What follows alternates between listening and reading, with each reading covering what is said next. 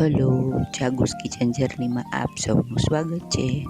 Friends, વરસાદ આવી રહ્યો છે તો આજે આપણે બનાવશું કારેલાનું શાક. કેમ કે આપણે ગીત છે ને કે ઊની ઊની રોટલી ને કારેલાનું શાક. તો આજે આપણે કારેલાનું એટલું સુપર અને એટલું ટેસ્ટી અને અલગ રીતે શાક બનાવીશું. તો ચાલો શરૂ કરીએ. સૌથી પહેલાં મેં 250 ગ્રામ કારેલા લીધા છે અને તેને ધોઈ અને છીલી લીધા છે. ત્યારબાદ તેને આપણે આવી રીતે સ્લાઇસમાં કટ કરી લેશું.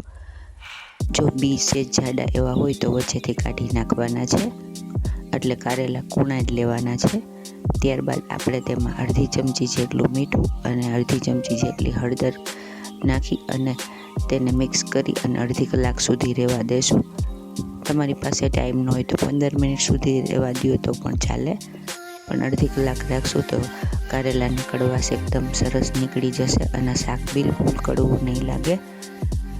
હવે ત્યાં સુધીમાં આપણે પેસ્ટ રેડી કરી લઈએ. આના માટે મેં 7-8 કળી લસણ, અડધું લીલું મરચું, 1 ટુકડો આદું અને 1 મોટું ટમેટું લીધું છે. તેને મિક્સરમાં ક્રશ કરી લેશું. બધું સાથે જ ક્રશ કરી લેશું.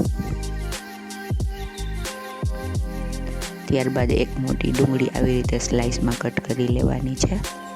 જો આપણા કારેલા એકદમ સરસ સોફ્ટ થઈ અને રેડી થઈ ગયા છે.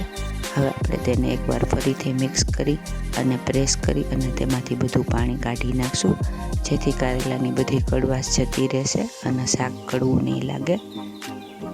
ફ્રેન્ડ્સ, આ શાક છે ને કારેલાનું શાક નહીં ભાવતું હોય તે પણ એકદમ મજેથી ખાશે, જરાય કડવું નહીં લાગે. જો આ પાણી નીકળી ગયું છે. હવે આપણે તેનો કાંઈ ઉપયોગ નથી. હવે આપણે એક પેન લેશું અને તેમાં 3 થી 4 ચમચી જેટલું તેલ મૂકીશું. તેલ ગરમ થાય એટલે 5 ચમચી જીરું અને 5 ચમચી રાઈ એડ કરીશું અને 5 ચમચી હિંગ એડ કરીશું.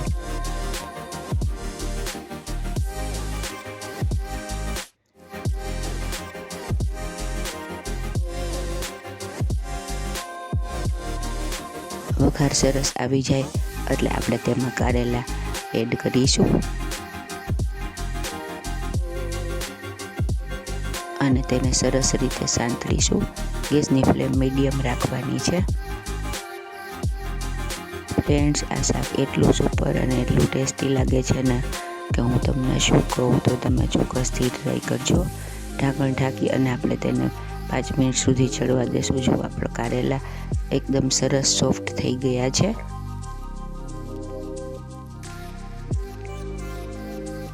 હવે આપણે તેમાં ડુંગળીની સ્લાઇસ એડ કરીશું.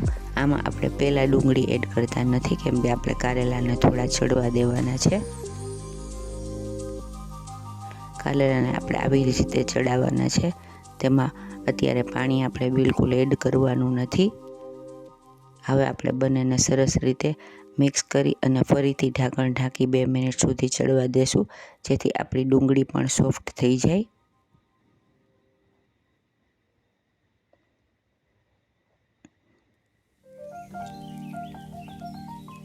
બે મિનિટ સુધી આવી રીતે ધીમા ગેસે થવા દેશું. જુઓ, ડુંગળી સોફ્ટ થઈ ગઈ છે અને ટ્રાન્સપેરન્ટ થઈ ગઈ છે.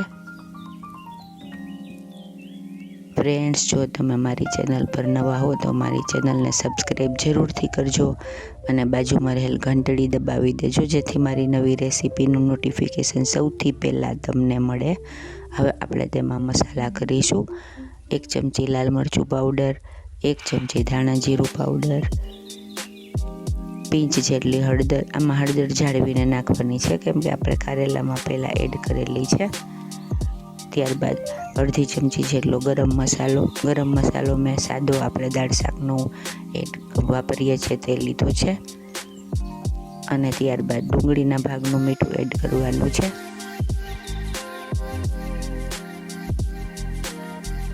કારેલામાં આપણે પહેલાંથી જ મીઠું એડ કરેલ છે, એટલે ડુંગળી અને ગ્રેવીના ભાગનું મીઠું અત્યારે એડ કરીશું. મીઠું જાળવીને નાખવું.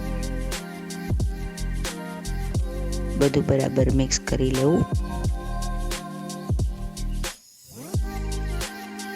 હવે આપણે તેમાં રેડી કરેલી ગ્રેવીને એડ કરીશું અને સરસ રીતે મિક્સ કરી લેશું.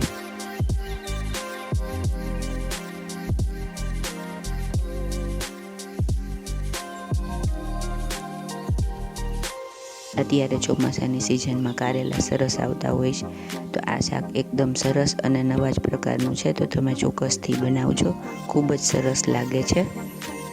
ત્યારબાદ આપણે તેમાં 5 કપ જેટલું પાણી એડ કરીશું. આ મિક્સર જારમાં મેં એડ કરી અને લઈ લીધું છે, જેથી આપણી પેસ્ટ બધી તેમાંથી આવી જાય.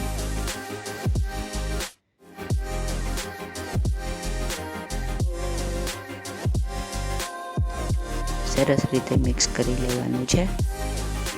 ત્યારબાદ આપણે તેમાં 1 ચમચી જેટલો ગોળ એડ કરીશું. ફ્રેન્ડ્સ, ગોળ એડ કરવાથી શાકની કડવાશ જે થોડી ઘણી હશે તે પણ જતી રહેશે અને શાક ખાવામાં એકદમ ટેસ્ટી લાગશે. જો તમને ન ભાવતું હોય તો તમે સ્કીપ કરી શકો છો, પણ આમાં ખબર જ નહીં પડે કે તમે ગોળ નાખ્યો છે. ફરીથી ઢાંકણ ઢાંકી અને 5 મિનિટ સુધી સિઝવા દેશું. જો આપણું કારેલાનું સુપર ટેસ્ટી અને સુપર યમી શાક રેડી થઈ ગયું છે. આપણે આમાં કારેલા બાફતા નથી, એમનેમ જ કરીએ છીએ તો પણ શાક એકદમ સરસ લાગશે. હવે આપણે તેમાં 1 ચમચી જેટલો લીંબુનો રસ એડ કરીશું અને સરસ રીતે મિક્સ કરી લેશું. ત્યારબાદ ઉપરથી થોડી કોથમીર એડ કરીશું.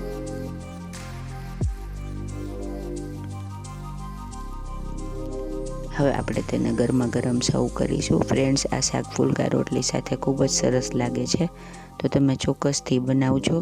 જેને કારેલા નહીં ભાવતા હોય તે પણ ખૂબ જ મજાથી ખાશે એવું સરસ શાક છે. સુપર ઇઝી, સુપર ટેસ્ટી અને સુપર યમી એવું આપણું કારેલાનું શાક રેડી થઈ ગયું છે, તો તમે પણ ચોક્કસથી બનાવજો. ફ્રેન્ડ્સ, જો તમને મારી રેસીપી પસંદ હોય તો મારી ચેનલને લાઇક, શેર અને સબસ્ક્રાઈબ જરૂરથી કરજો અને હા, કોમેન્ટ્સ પણ લખજો. ધન્યવાદ.